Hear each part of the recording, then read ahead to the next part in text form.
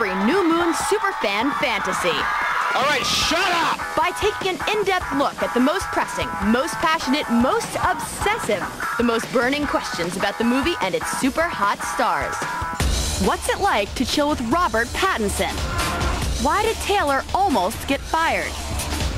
Would Kristen choose Edward or Jacob? Did mega-stardom change Robert? And how will Eclipse top New Moon? We'll reveal the dazzling answers from the New Moon stars themselves, and we'll bring them all to you right now.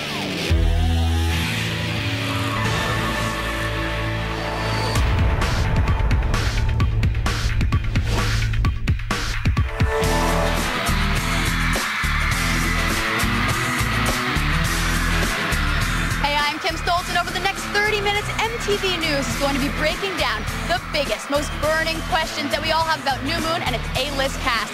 Right now, I'm standing at the Chicago stop of the New Moon Hot Topic Tour, and I am not alone. Josh Horowitz is here to talk to Ashley Green and Kellen Lutz. They approach their adoring fans. And speaking of fans, our very own Twilight expert Larry Carroll was in LA approaching everyone who came to that star-studded event.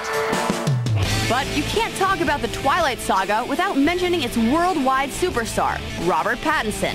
So with all the sudden success, we all want to know, did mega-stardom change Robert? Until landing the role of Edward Cullen in Twilight, Robert Pattinson's closest brush with fame was a small part in the fourth Harry Potter flick. So it's no surprise that he wasn't exactly prepared for the throngs of adoring female fans, his face on countless magazine covers, and all those Hollywood perks. For any Hollywood actor, it's the perfect recipe for supreme megalomania. But Robert is a different kind of superstar. When we first met Robert on the Twilight set, we found him to be charming and down-to-earth, if slightly bewildered. And when it came to talking about himself, he was definitely more self-deprecating than self-promotional. I hate my name. I hate any reference to my name. I wish people just completely invent a new one. Of course, if he was a little unsure of himself back then, he had reason to be. The initial news of him being cast as Edward Cullen didn't exactly go over well with many die-hard Twilighters. Edward Cullen has been cast. What the? It's kind of the same reaction like I would have had though if I was a little girl. It's been like, what? Cedric Diggory? I exclaimed. It couldn't be. Is it like the best picture they could find of him? Like, seriously, this is disgusting. He's Edward Cullen, whether we like it or not. They should have been given parts in this movie. Great.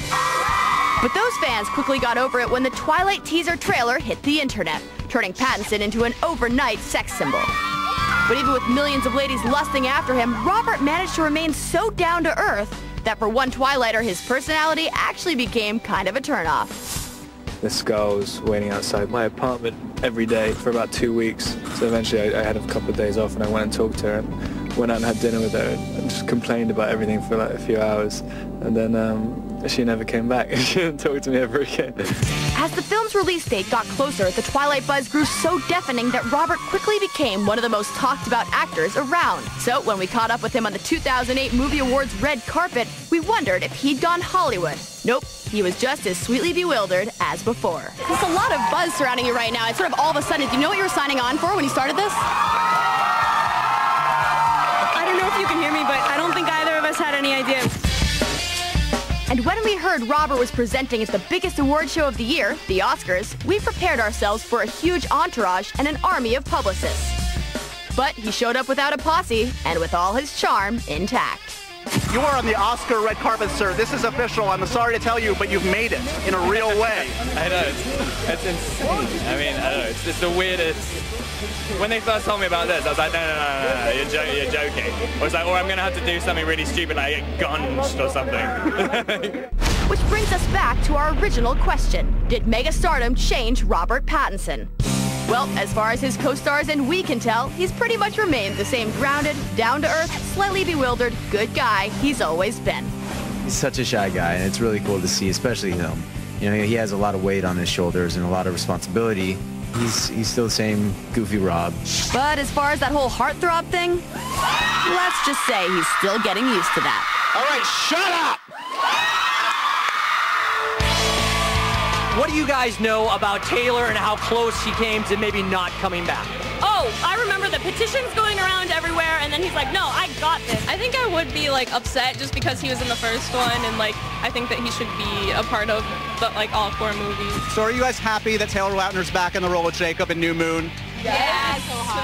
So that brings us to our next burning question. Why did Taylor almost get fired? When Twilight opened last November to a staggering $70 million haul at the box office, the movie's cast and crew were on top of the world. Co-star Taylor Lautner was partying just a little harder than the rest, knowing that his character Jacob Black would go from supporting role to romantic lead in film number 2. The competition going on between Jacob and Edward is awesome. It's my favorite part of the series, so it'd be really cool. We'll see. But the celebration came to an abrupt end just a few short days later when a sequel was announced, and Taylor's name was nowhere to be found on the press release. Shock would be an understatement. All I can say is I'm going to be ready if my number's called. Then, in early December, with fans still lining up in record numbers to adore him on the big screen, the 16-year-old star got word that the woman who hired him, Twilight director Catherine Hardwicke, was out, and Golden Compass director Chris Weitz was in for New Moon, a man he'd never even met. When Taylor learned that the new director was seriously considering a more manly actor for the sequel's beefier Jacob, the aspiring werewolf knew he had a choice: sit back and wait, or take action to convince Weitz. Honestly, if I would have let myself get to that darkest moment, it wouldn't have been good. So I tried to focus on what I could control the whole time and not let whatever was going on outside get to me. His competitor, actor Michael Copon, who hit Facebook in mid-December to let the world know he was close to landing the coveted role. And a very stoic Taylor told MTV News he was not giving up hope. As far as I know, I haven't been told no yet. So it's still all up in the air. While Taylor tried to save his job, the same fans who chanted his name at countless screenings took action, hitting fan sites to express their outrage. We just found out something very upsetting, that they might replace Jacob Black, Taylor Lautner, with some other freak. Yeah. They get rid of Taylor, I say just get rid of Kristen and Rob and start all the over.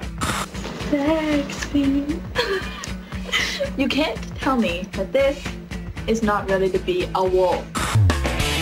And with his fans doing their part, Taylor was certainly going to do his, hitting the gym hard to prove he could transform himself into New Moon's Jax Jacob. I've been working out since the day we stopped filming Twilight. Just weighed myself today, put on 19 pounds. I know he's working out like crazy to try and bulk up and everything. And he delivered, packing on a whopping 30 pounds of muscle.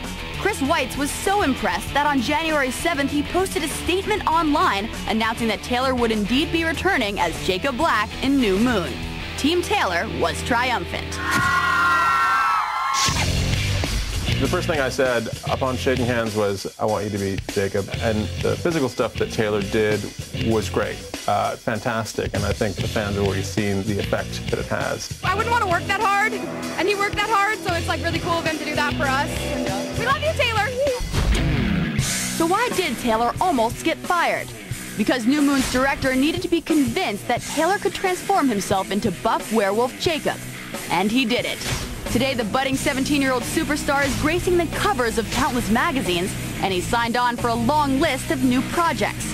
He's even rumored to be dating pop princess Taylor Swift. And very soon, he'll be able to fully celebrate his latest box office success.